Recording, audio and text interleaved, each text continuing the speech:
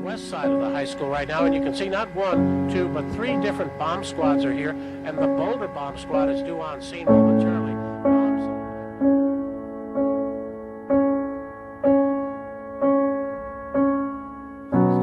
And again, this whole area has been cordoned off. I know a lot of people are concerned. They may want to try to get to the school, and we just want to, again, strongly urge that you do not come here. After just talking to you about Vice President Joe Biden talking to the media on guns, we're learning this. There has been a school shooting at Taft High School in Taft, California. You heard that right. It is unthinkable. An elementary school 45 miles southwest of Hartford. We know at least 3 victims are in the hospital at this hour in very serious condition.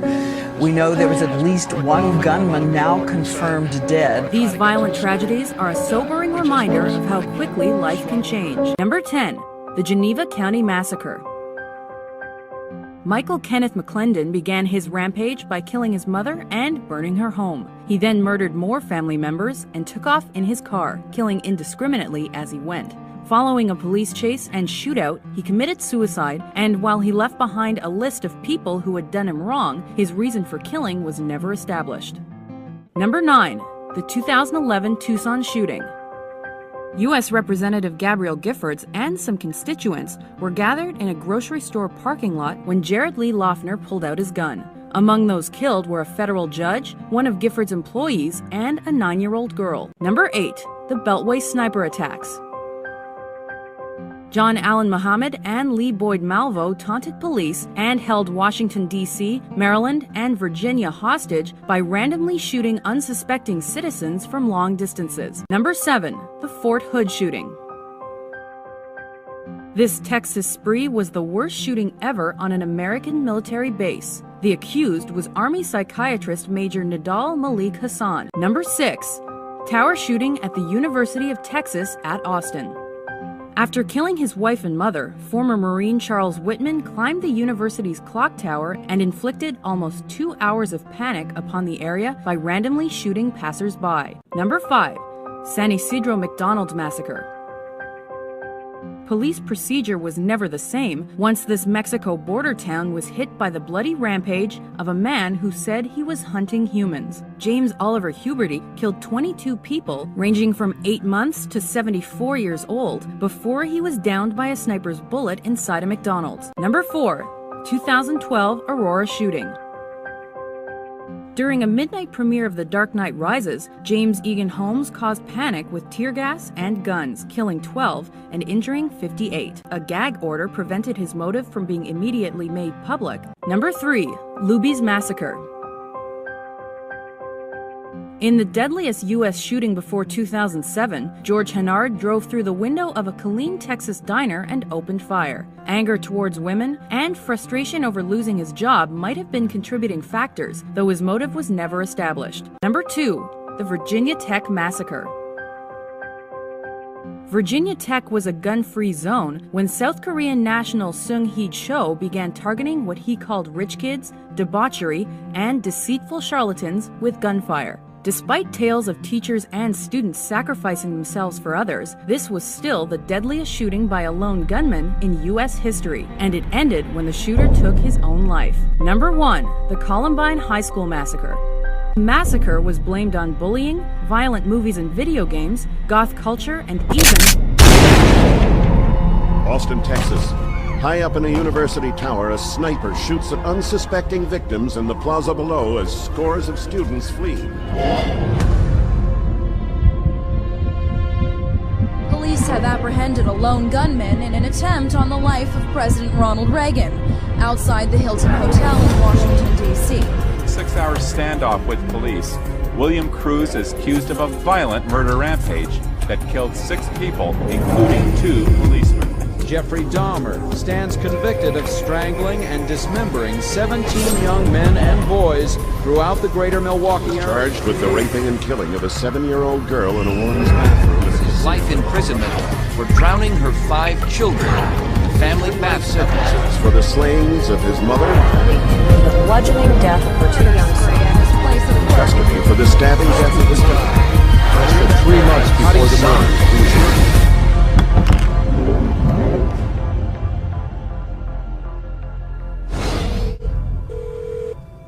department. Yeah. I just killed my 2 daughters. Sir? Yeah. Tell me what happened. Okay, what's going on right now? I just freaked out and killed them. Are you on medication? Yeah. What kind of meds are you on, sir? I'm on antidepressants. I have to say, whenever I read in the newspaper of some violent act, one of the first questions I ask is, was the person on medications? Virginia Tech or the school shootings or the... my first thought is always, I wonder what drug he was taking. There are side effects to the use of drugs, and also very damaging and dangerous long-term effects, which psychiatrists often don't consider as being important. They induce violence, they induce self-violence, they induce distortions of reality leading to hallucinations, they induce a whole variety of psychiatric problems, which are then typically treated with more psychiatric drugs. We're not talking about a rash, we're not talking about dry mouth, we're not talking about nausea.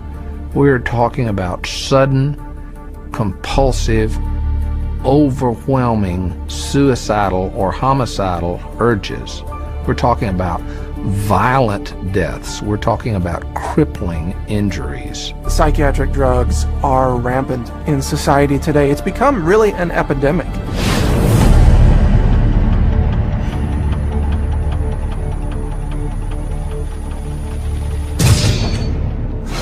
The first drug that they put him on, I did not like it. He had very bad reaction.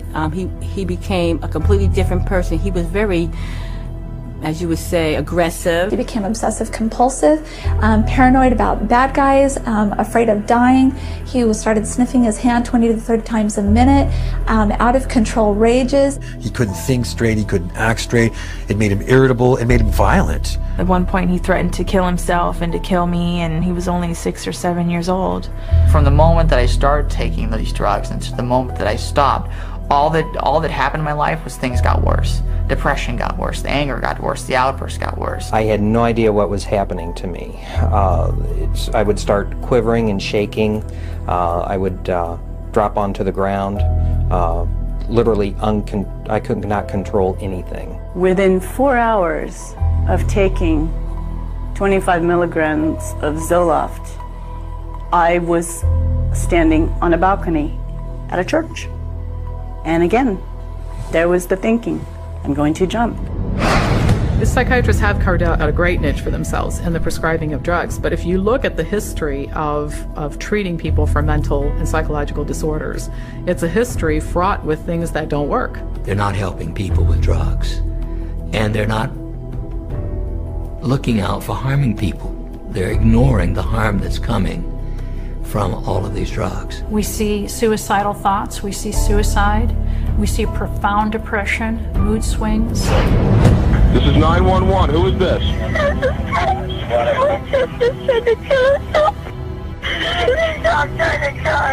Where is your sister? What is she trying to do? Take pills? What?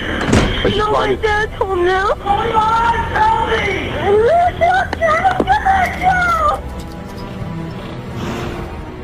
No, you're not going to die. No, you're not going to die today. Oh no! Oh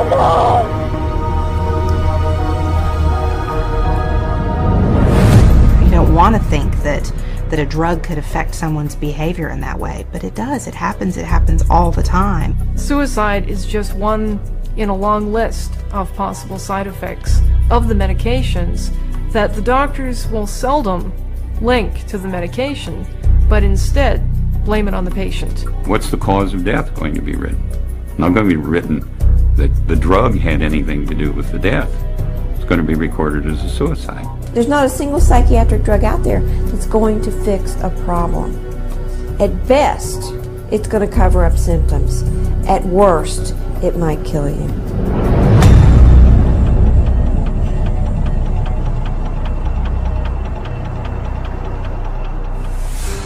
She went to get the laundry, his laundry, which hangs from a hook in Matt's closet. And instead of finding the laundry, she found her son. By the time he died, he was really mutilating himself. He carved hate into his thigh. He had gone into his closet that night, tied a rope around his closet rod, put it around his neck, shut the light off, knelt down. I ran back to him and I touched his back and I says, "No, honey, he's cold, he's gone." I'm as certain as I can be that Celexa killed my daughter. I will always blame my son's death on psychiatric drugs.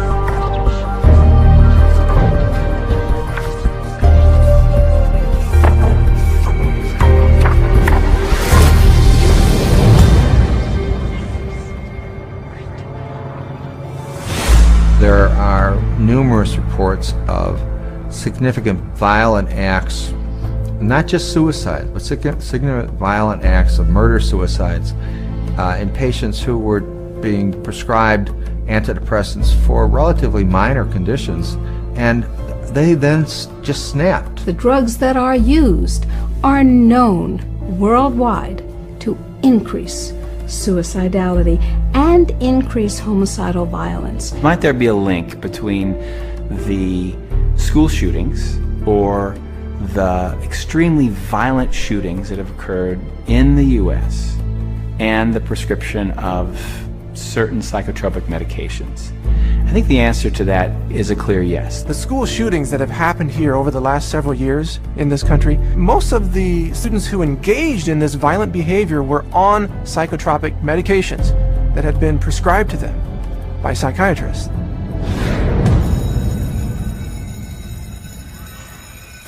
911, where's your emergency?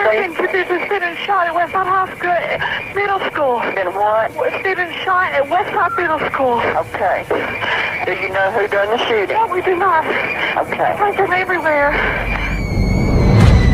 I was lucky I wasn't shot, because I was the only one standing up. My friend Nate got shot in the shoulder. Oh my God, I can't believe this is happening. This is Thursday night, nothing like that happens here. No. You should be safe at school. It should be a safe place. Just horrible images that you never want to see again in your mind. And I was praying to God for someone to come help me. It wasn't just my boyfriend, it was my best friend. I didn't think he had.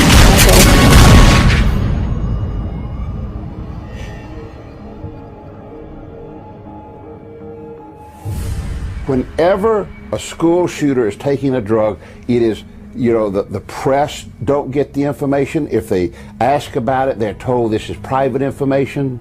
So the public is kept in the dark about the drugging of these kids that leads to this violence.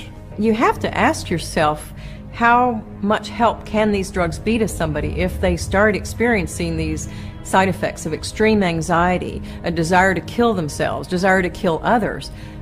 What kind of help is that for the person? Did you see these kinds of incidences in the 1960s or pre-1960? Was anybody shooting up their classrooms? There were guns. We didn't have as many gun control laws then as we do now. No, we didn't. So what's different? The psychotropic drugs, that's what's different.